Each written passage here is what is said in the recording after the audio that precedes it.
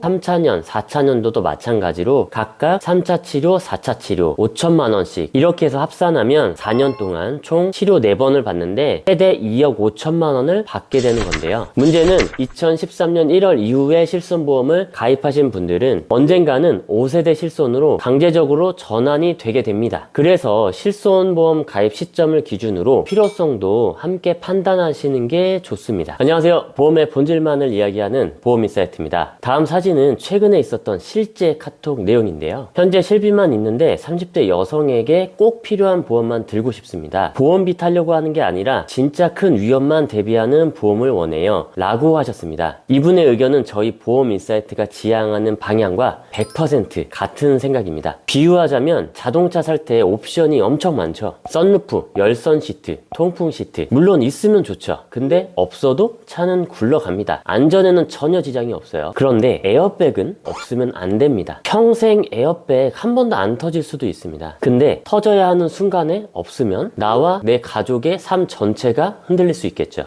그럼 오늘 영상의 결론 먼저 받고 시작하겠습니다. 수많은 보험 중에서 에어백 같은 보험 2가지입니다. 첫 번째, 실손 의료보험. 두 번째, 암내 심장을 보장하는 3대 질병보험입니다. 이 2개만 제대로 대비가 되면 나머지는 선택 옵션인데요. 실손보험은 대부분 이미 가입되어 있는 기본 보험이고 구조도 표준화되어 있으니까 궁금하신 점은 댓글로 따로 문의 주시고요. 오늘은 진짜 차이가 갈리는 3대 질병에만 집중하겠습니다. 오늘 여러분이 얻어갈 내용 첫 번째는 3대 질병보험. 초보자도 바로 이해할 수 있는 핵심 가입 요령 알려드릴 거고요. 두 번째, 손해보지 않고 보험 실속 챙기는 3가지 방법입니다. 왜 사은품 많이 주는 곳은 경계해야 하는지, 최대 37% 할인받는 꿀팁, 그리고 한 달치 보험료를 세이브하는 꿀팁까지 불필요한 건 싹 걷어내고 진짜 중요한 것만 정리해드리겠습니다. 먼저 3대 질병보험 가입 요령. 첫째, 암보험 핵심 키워드는 고가의 항암치료. 암 환자분들이나 암보험을 고민하시는 분들께는 공통된 질문이 하나 있습니다. 바로 고가의 항암치료인데요. 과거에는 진단비가 핵심이었지만 지금은 흐름이 완전히 바뀌었습니다. 지금 암보험의 핵심은 비싼 고가 항암치료를 받았을 때 치료비 걱정 없이 커버가 되느냐, 내가 원하는 치료 방법을 선택할 수 있느냐인데요. 다음 사진이 대표적인 고가의 항암치료 3가지입니다. 수술 중에서도 로봇 암 수술비, 약물 중에서도 표적항암 약물과 면역항암 약물 치료비, 방사선 중에서도 중입자 방사선 치료. 여기서 포인트는 하나입니다. 국민건강보험이 다 커버해주지 않는 영역이라는 거죠. 암 걸려도 요즘에는 나라에서 다 해준다던데요. 이 말 많이 하시죠? 맞습니다. 급여 항목은 지원이 됩니다. 하지만 비급여는 말 그대로 환자가 100% 다 내야 하는 영역이죠. 이런 대형 리스크를 보험으로 대비하는 방법은 다양한데요. 제가 플랜을 2개로 나눠서 비교해봤습니다. A 플랜은 암 진단비 1억 원에 집중한 플랜이고요. B 플랜은 암 진단비 5천만 원과 하이 클래스 암 치료비 5천만 원 이렇게 조합한 플랜입니다. 보험료 차이는 어떻게 될까요? A 플랜은 12만 3천 원, B 플랜은 8만 3천 원입니다. 저는 여기서 B 플랜을 선택하겠습니다. 그 이유를 설명하기 전에 B 플랜에 포함된 하이 클래스 암 치료비가 무엇인지부터 짚고 넘어갈게요. 일단 하이 클래스라는 단어는 비급여와 같은 뜻으로 이해하시면 되는데요. 앞서 말씀드린 로봇 수술, 중입자 방사선, 면역항암과 표적항암 약물 치료 이 3가지가 대표적인 비급여 항암 치료들이죠. 좀 더 이해를 돕기 위해 실제 사례에 적용해 보겠습니다. 기사 내용을 보시면 원더걸스 유빈의 큰 언니가 2020년에 유방암 진단을 받고 지금까지 힘겹게 치료를 이어왔다며 안타깝게도 24년도에는 뇌까지 전이되어 하루하루 고통스러운 싸움을 이어가고 있다. 유빈이 공유한 국민청원은 유방암 뇌전이 치료제 투키사의 건강보험 급여 적용 내용입니다. 특히 투키사 약값은 2개월 기준 3천만 원에 달하는 고가 약물로 알려져 있는데요. 저도 이 기사 내용을 보고 동의를 했는데요. 비급여에 대한 문제가 정말 심각하죠. 그럼 만약에 이런 경우가 발생해서 비급여 항암 약물 치료를 4년 동안 받았다면 B플랜에서 얼마나 도움을 받을 수 있을지 예상 시뮬레이션을 적용해서 설명을 드릴게요. 최초 유방암 진단 시점에 1차 진단 및 치료 진단비 5천만 원을 일단 지급받고 이 진단비는 소멸이 됩니다. 더 이상 지급되지 않고요. 암 주요 치료비 5천만 원 합산해서 지급이 됩니다. 총 1억이죠. 그리고 2차 년도에 비급여 항암 약물을 받으면 또 2차 치료 5천만 원 지급받고 3차년, 4차년도도 마찬가지로 각각 3차 치료, 4차 치료 5천만 원씩 이렇게 해서 합산하면 4년 동안 총 치료 4번을 받는데 최대 2억 5천만 원을 받게 되는 건데요. 암 진단비 1억 원만 가입했을 때보다 훨씬 더 많은 돈을 받게 되는 거죠. 자, 근데 이렇게 항암 치료 오래 하는 경우는 드물지 않나요? 이렇게 물어보실 수 있습니다. 그런데 최근 암 치료의 흐름 자체가 완전히 달라졌습니다. 다음 내용은 서울대병원 암병원장이 직접 인터뷰에서 밝힌 부분입니다. 최근 수억 원짜리 면역항암제를 받는 환자들이 급증했는데 병원과 건강보험 시스템은 그대로입니다. 이전의 항암 치료는 4에서 6사이클로 두세 달이면 끝나는 경우가 많았지만 이젠 면역항암제를 3주 간격으로 2년 이상 맞는 환자가 늘고 있다며 병원에서 장기간 치료를 받는 과거에 없던 새로운 환자군이 생긴 셈이라고 말했다. 수술만으로 끝났던 암종에서도 면역항암제를 보조요법으로 1, 2년간 사용하는 사례가 늘면서 외래 항암주사 수요는 폭발적으로 증가하고 있다. 즉 옛날에는 치료를 끝낸다는 개념이 강했다면 지금은 치료를 장기적으로 관리한다가 늘었다는 뜻입니다. 그리고 이때 가장 무서운 게 뭐냐면 치료가 길어지게 되면 암 진단비를 1억 원 이상 받아도 진단비가 녹는다는 표현까지 나오기도 하는데요. 그래서 치료비 플랜은 이제는 필수라고 할 수 있습니다. 다만 이 하이클래스 보험에도 단점은 존재합니다. 이 부분도 솔직하게 말씀을 드릴게요. 보험 광고는 생명보험 광고 심의 기준을 준수하였으며 유효기간은 심의일부터 1년입니다. 암 환자분이 치료를 받게 되면 국민건강보험에서 지원되는 부분이 있고 본인이 부담해야 하는 비급여 치료비 부분이 있죠. 근데 이 비급여 암 주요 치료비는 급여 치료에 있어서는 전혀 보장이 되지 않습니다. 대신에 비급여 치료 또는 전액 본인 부담 치료비에 대해서만 확실하게 보장하는 목적의 항목이에요. 정리하면 이 보험은 상대적으로 작은 위험까지는 보장하지 않는다. 확률이 낮을 수 있다 라는 점은 아쉽다라는 거고요. 하지만 대형 위험만큼은 장기간 확실하게 보장한다는 점입니다. 그리고 결정적으로 보험료가 굉장히 저렴합니다. 비보험사로 암 진단비 3천만 원과 비급여 암 주요 치료비 하이클래스죠. 이 3천만 원 동일 금액으로 비교해 보았는데 이 하이클래스 비급여 암주치 보험 항목이 무려 70%나 저렴했습니다. 아무래도 이 약점을 충분히 상쇄할 만큼 강점이 뚜렷하다 보니 요즘에 이 상품을 선택하시는 분들이 정말 많은 것 같은데요. 다만 암 주요 치료비 보험 가입하실 때 주의할 점이 하나 있습니다. 보통 암 진단 시점으로부터 10년 동안만 보장되는 10년 보장형이 대부분인데 최근에 일부 회사에서 드디어 보험 만기까지 보장을 해주는 보험 만기형을 판매하기 시작했습니다. 되도록이면 젊은 분들일수록 이왕이면 보험 만기가 긴 보험 만기형을 추천드리고 싶고요. 결론, 진단비와 비급여 치료비까지는 준비해 주시는 게 좋습니다.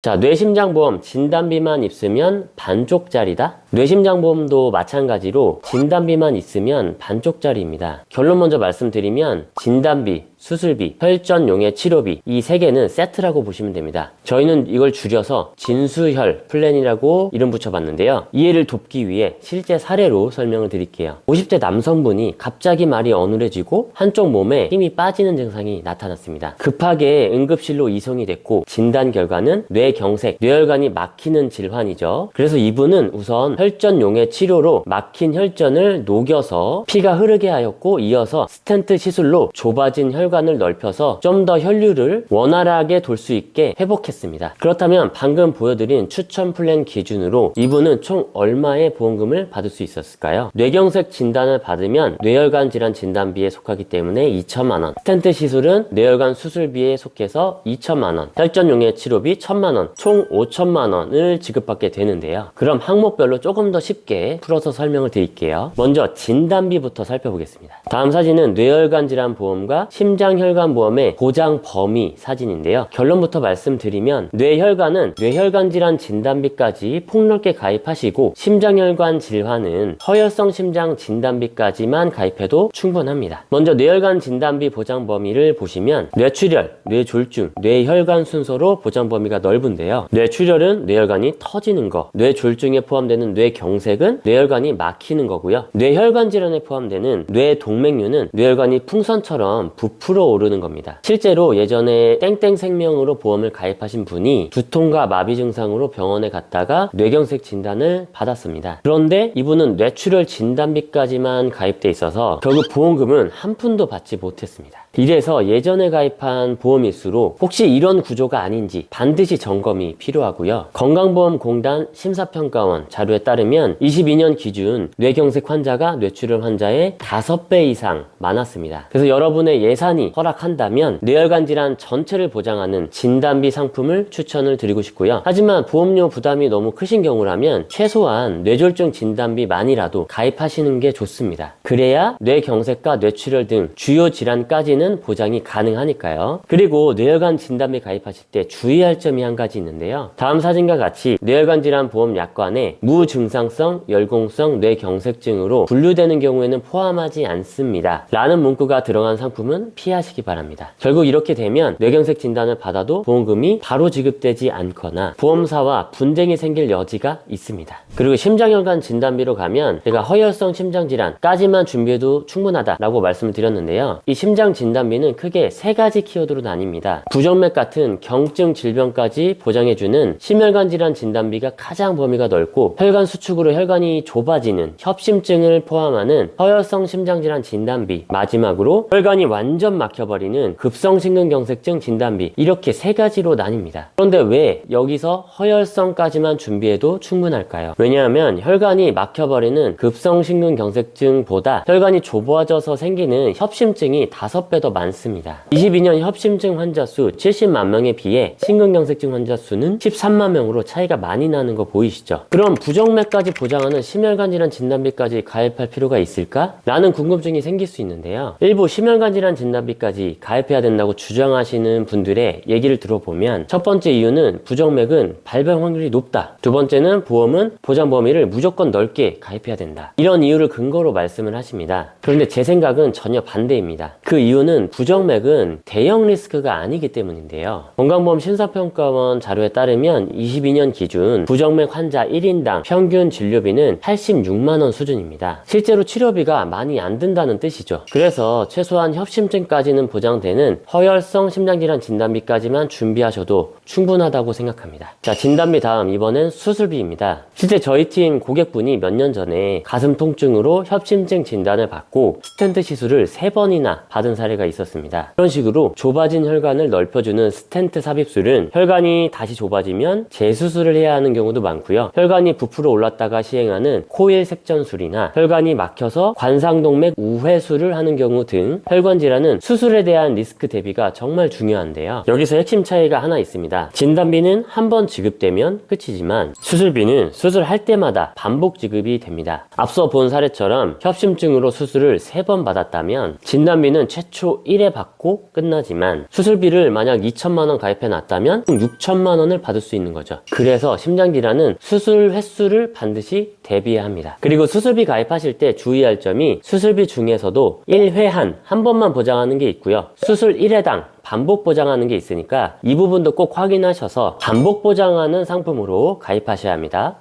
마지막 혈전용해 치료비는 혈관이 막혀 피가 제대로 흐르지 않을 때 응고된 피를 녹여주는 치료인데요. 주의할 점은 이 항목을 가입하실 때 뇌경색이나 뇌출혈로만 되어 있는 게 아니라 뇌졸중 혈전용해 치료비로 명시되어 있는지 꼭 확인하셔야 합니다. 그래야 두 질환 모두 보장받을 수 있습니다. 자, 이렇게 진단비, 수술비, 혈전용해 치료비, 진수혈 플랜을 저희가 기본적으로 추천을 드리고 있는데 여성분들께는 여기에다 또 다른 선택지도 최근에 출시가 됐습니다. 바로 순환계 치료비와 2대 질병 주요 치료비 보험입니다. 그 중에서도 C플랜 2대 질병 주요 치료비는 보장 구조나 보험료 면에서 상당히 경쟁력 있는 선택지라서 한 번쯤은 꼭 비교해 보시길 권해드리고 싶은데요. 왜 여성분들에게 추천드리냐면 남성분들은 보험료가 상대적으로 많이 올라가지만 여성분들은 진수혈 플랜과 큰 차이가 없기 때문에 특별히 더 추천을 드리고 있는 겁니다. 이 상품에 대한 자세한 내용은 영상 더보기란에 정리해 두었고요. 자, 이렇게 필수보험 설명을 드리고 나서 반드시 나오는 질문이 하나 있습니다. 수술비 보험은 꼭 가입해야 하나요? 수술비 보험이 필수는 아닙니다. 쉽게 설명드리면 집에 비상약 없다고 큰일 나는 건 아니지만 막상 다쳤을 때 약 하나 있으면 굉장히 든든하죠. 수술비 보험도 그 정도입니다. 실제로 암 로봇 수술에 1,000만원 가까이 보험금을 받은 사례도 있었고요. 꼭 부담을 감수하면서까지 가입하실 필요는 없지만 예산이 허락한다면 분명히 도움은 되는 보험이니까 고려해보시면 좋겠다 하시겠다라고 말씀드리고 싶고요. 참고로 곧 5세대 실손보험이 출시될 예정인데 이 상품은 자기부담금이 최대 50%까지 올라갑니다. 문제는 2013년 1월 이후에 실손보험을 가입하신 분들은 언젠가는 5세대 실손으로 강제적으로 전환이 되게 됩니다. 그래서 실손보험 가입 시점을 기준으로 필요성도 함께 판단하시는 게 좋습니다. 지금까지 설명드린 내용을 한눈에 정리한 요약표입니다. 화면을 멈추고 캡처해서 보관해서 보세요.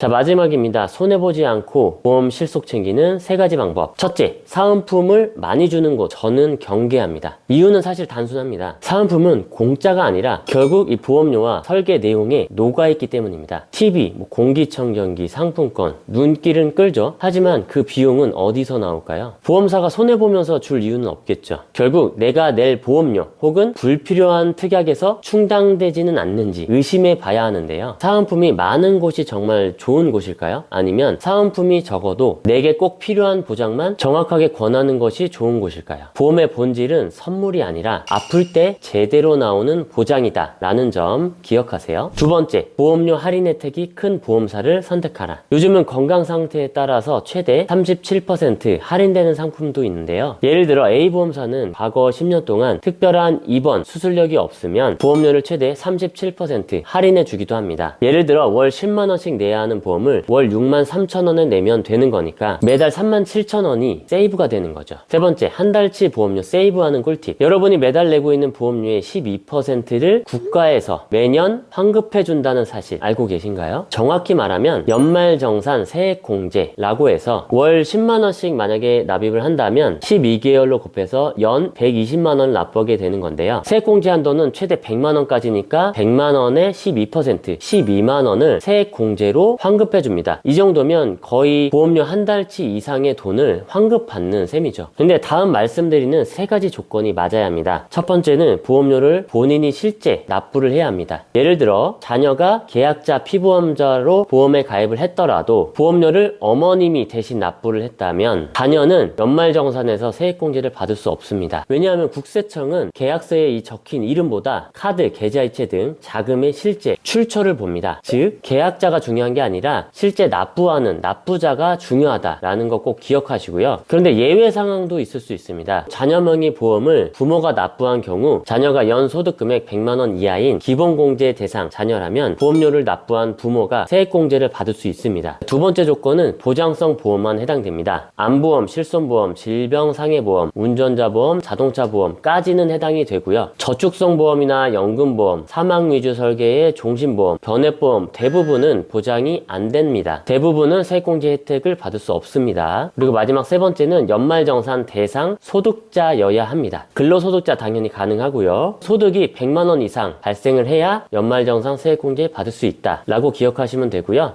자, 여러분께 드리는 선물입니다. 내 보험 에어백 점검 체크리스트. 가장 기본이 되는 실손보험이 있는가? 암보험에 비급여 암 주요 치료비 같은 장기 치료 대비가 돼 있는가? 뇌혈관 보험이 뇌출혈이 아닌 뇌혈관 질환으로 되어 있는가? 심장 보험이 급성심근경색증이 아닌 허혈성 심장질환인가? 2대 질병에 수술비 항목이 포함되어 있는가? 뇌졸중, 혈전용의 치료비가 포함되어 있는가? 오늘의 인사이트 한마디입니다. 지금 당장 보험증권 한번 보시고 제일 이해 안 되는 특약 하나만 댓글로 남겨주세요. 제가 버릴지 살릴지 딱 정해드리겠습니다. 그럼 전문적인 상담이 필요하시면 카톡 상담 남겨주시고요. 다음 시간에 더 유익한 영상으로 뵙겠습니다. 감사합니다. 보험 광고는 생명보험 광고 심의 기준을 준수하였으며 유효기간은 심의 일부터 1년입니다.